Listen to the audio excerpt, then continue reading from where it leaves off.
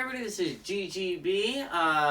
Today we're going to be doing the Notre Dame-Florida State game. I just wanted to mention to everyone who subscribed yesterday, thank you. It was very nice, actually. I put a lot of effort for all of yesterday's videos, and it was a lot of work, and it paid off. I think something like, what was it? 5 new subscribers just yesterday. I was only at 24, so getting to 29 was huge for me. And for all you new people, I'd like you to meet co-host Puppers. Co-host has been my co-host since the beginning, since day one, really. And she is a Jets fan, and you'll see a lot more as the season goes along of that. But at 6:30 Central Time, 7:30 Eastern Time for everyone who's a loser on the Eastern Coast, 6:30 Central, we got number 9 Notre Dame traveling to Florida State on ABC. Notre Dame's favored by 7 points in this game. For everyone who did not go back and watch my most underrated teams of 2021, most underrated college football teams of 2021, I recommend you go back. It's a little bit back now, but I think it was really worthwhile. I think I really nailed it with teams I think are underrated outside of Washington.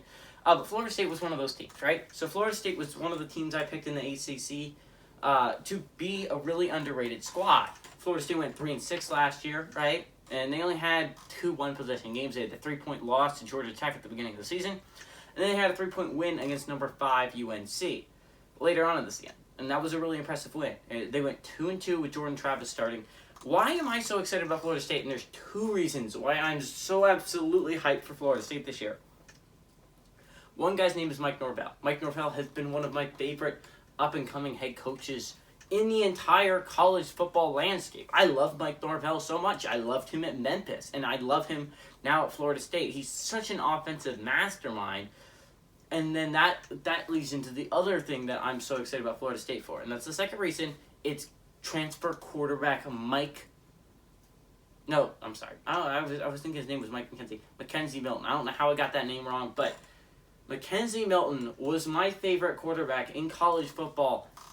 Of all of them, when he was playing for UCF, he was so much fun to watch week in, week out with the Knights. Now, unfortunately for him, he had that horrible leg injury, and that really hurt me as a UCF fan. And then Dylan Gabriel took over. I was less upset when Dylan Gabriel took over, considering how absolutely phenomenally good Dylan Gabriel is. But Mackenzie Milton and UCF parted ways. I think it was pretty. it was fine. I don't think there's any bad feelings between each other.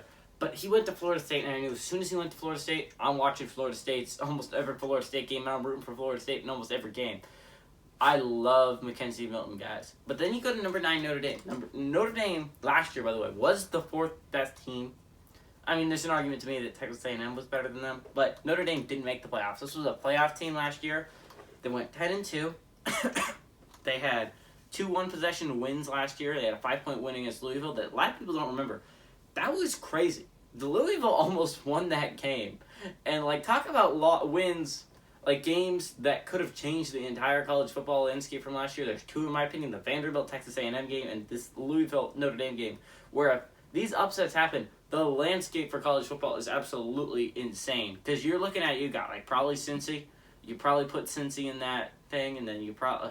It could have been crazy. It honestly could have been insane if that game had won, but unfortunately for us, it was not.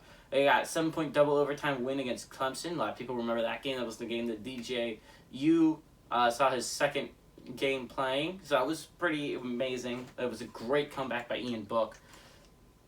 They were undefeated until the ACC Championship. They were undefeated in regular season play, and then a lot of people remember they lost in the ACC Championship. A lot of people were arguing Texas... Me included. I thought Texas A&M should have made the playoffs over Notre Dame. Just by the rules that we've already determined. When Wisconsin lost to Ohio State, they weren't allowed in. Why should Notre Dame be any different? I still don't understand it. I still don't think Notre Dame should have gotten in. I still think it should have been Texas A&M. I am mad about this. I'm not even a Texas A&M fan. I just want the rules to stay the same. But they change for different teams, and it makes me so upset. If this was any other team but Notre Dame would not have been in the playoffs. I mean, this was another team. The team's name was Wisconsin a couple years back. And they decided to let in a team that didn't even play in their championship game. Now, it did turn out that Alabama was really good that year. But if going by that rule, Texas A&M should have made it.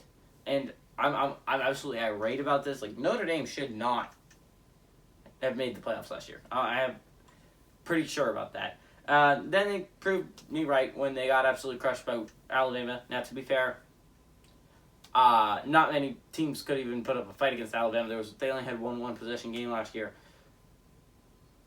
But still. Now, the thing about Notre Dame that I find really interesting, they lost Ian Book. Ian Book was their star player last year. Like, he was the reason why they won all those games last year.